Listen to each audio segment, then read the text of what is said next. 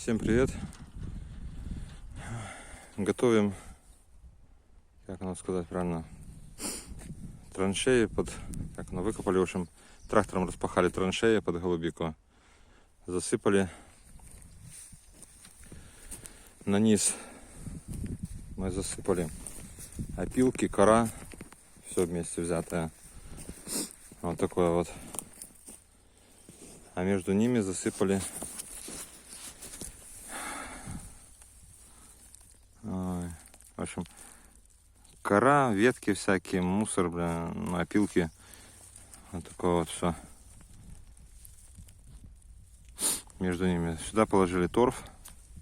Сделали ямки. Но что-то мне начало... Наверное, надо было глубже садить. В общем, исправлять уже ничего не буду. Нет сил, да и не хочется. Вот. Получается, что выше садится, будет садиться выше. Вот осядет все. Получается, что на бугор будет голубика садиться.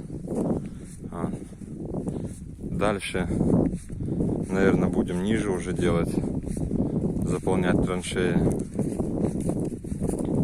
Одно, что может перегниет быстро, то осядет как бы. Вот такой вот слой получается. Здесь пирог такой. Вот такой вот. Так что ямки не глубокие, получается, сантиметров с под 40-30. Там торф привезли. В общем, чем дальше в лес, тем больше дров. И уже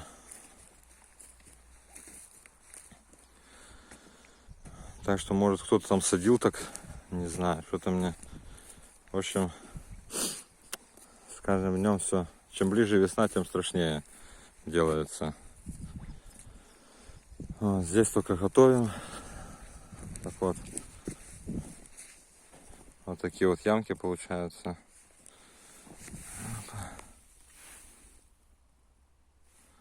Вот.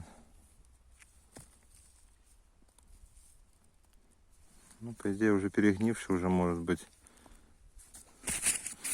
Может, что-то и пойдет, может нет, не знаю. Как говорится, если не пойдет, то вообще все сжечь нахер.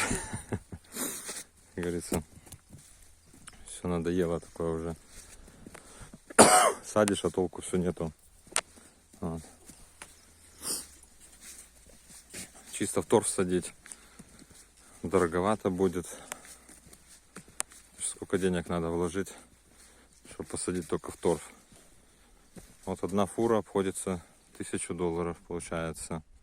Кажется, что здесь много, но на самом деле тут не так и много. Кубов 25 будет, может и не будет. Вот. Это привезли нам землю и засыпаем мы ее в откос сюда. Тоже пускай будет пригодиться, будет такое, будет засыпано и все.